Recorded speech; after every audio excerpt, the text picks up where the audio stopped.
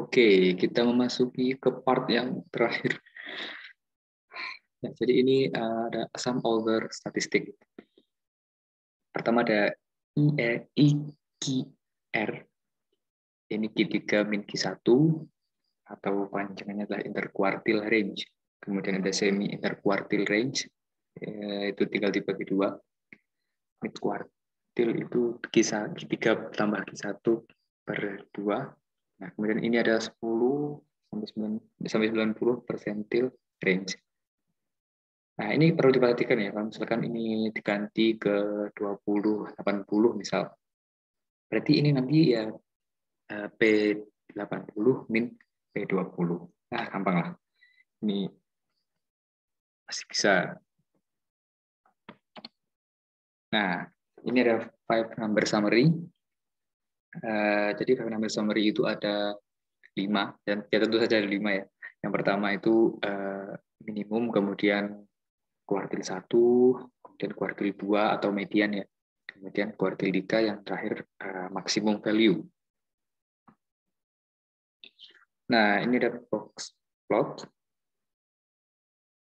Box plot itu adalah salah satu cara ya dalam statistik untuk menggambarkan secara grafik dari 5 number summary tadi. Jadi titik minimum, titik kuartil 1, kuartil 2, kuartil 3, dan maksimum itu nanti bakal digambarkan ke dalam sebuah grafik gitu. Namanya box plot. Fungsinya sendiri itu untuk menyampaikan informasi terkait nilai pusat sebaran dan outlier. Susah dipahami mungkin bagi kalian.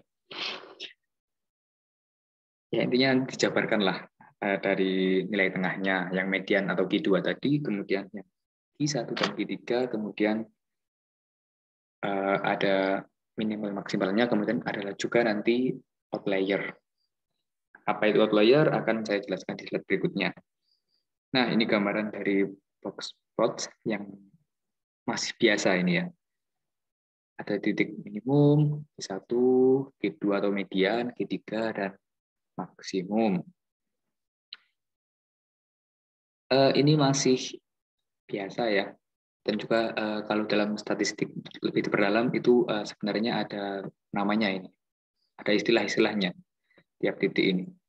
Cuman kita mungkin cukup tahu gitu aja lah ya. Karena kita tidak mendalami pelajaran statistik itu.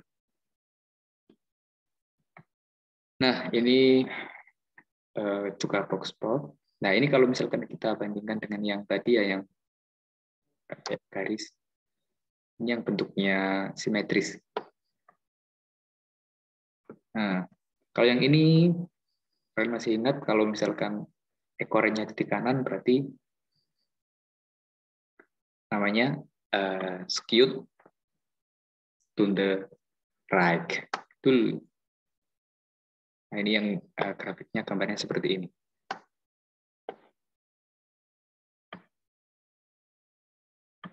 Oke, gitu ya. Oke, kemudian ini ada outlier dan modified box plot. Nah, ini kan, apa itu outlier? Outlier itu data yang menyimpang dari mayoritas data lainnya. Jadi misalkan ada data ya, itu misal 10, 10, 11, 9, 10, 9, 9. Kemudian ada data 50. Nah, itu kan sangat menyimpang. Itu namanya outlier.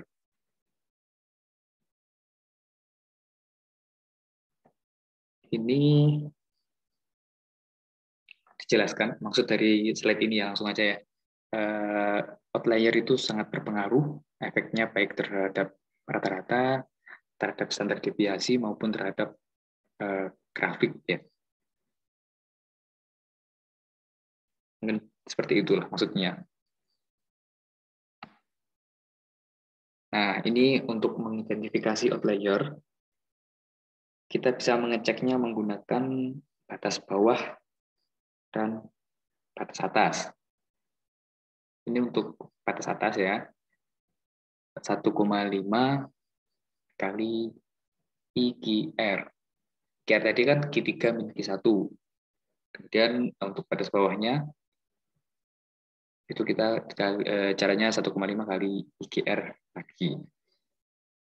Ini yang di bawah, ini di atas Q3, yang ini di bawah Q1. Ini untuk mendeteksi outlier itu.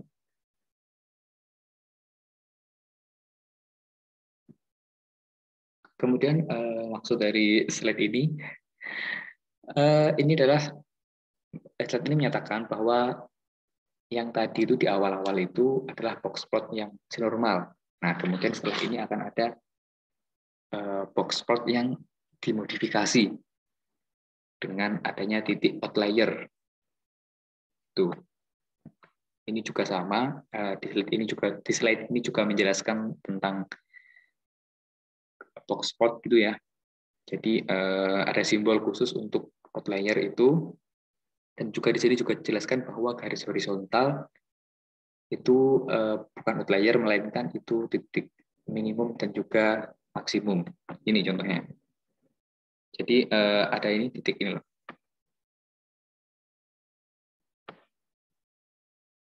Yang dimaksudkan dengan modified itu adanya titik ini. Nah, terus kemudian garis horizontal ini dan juga garis horizontal ini merupakan itu titik maksimum dan juga minimum. Jadi garis ini bukan merupakan outlier, gitulah maksudnya. Nah, ini sudah selesai. Nah, kemudian saya akan menerangkan, mungkin mendemonstrasikan cara untuk menggambar box plot ya. Kalau yang manual itu tinggal digambar, kita cari dulu nilai ini minimum Q1, Q2, Q3, dan maksimum. Kemudian kita tinggal menggambar kotak dan juga garisnya. Itu cara manual. Nah, untuk secara Excel-nya itu juga bisa. Nah, dari data ini kita akan mencari minimum Q1, Q2, Q3, dan maksimum. Ini data yang sama kayak yang kita pakai sebelum-sebelumnya ya. Oke, minimum.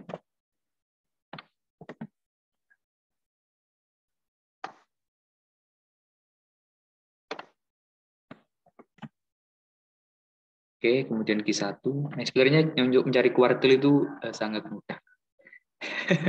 Cuman kita kan perlu tahu dasarnya ya. Jadi kita pakai yang tadi, yang sebaran distribusi tadi. Jadi tinggal gini.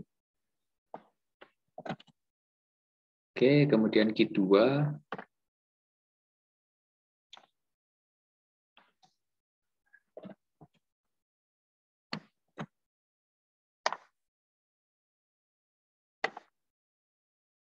Mungkin kalau nanti pas kerja juga pakai yang ini ya. Nggak mungkin kita nyari satu-satu gitu. Lama tuh.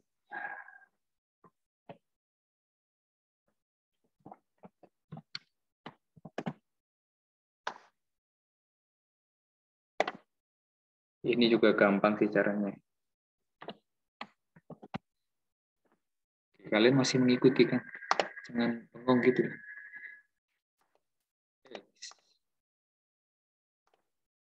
Ini tapi hasilnya juga agak beda sih sama yang kita cari dengan manual tadi ya.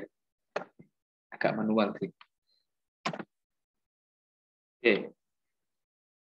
Jadi sudah dapat angkanya, sekarang tinggal memodifikasi grafiknya.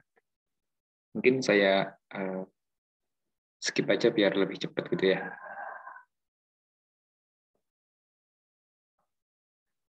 Oke, jadi setelah memasukkan data ini dan kita jadikan ke grafik ya, itu akan muncul tabel semacam ini ya. Nah, di tabel ini nanti bisa di switch, nanti akan ada bentuk seperti ini.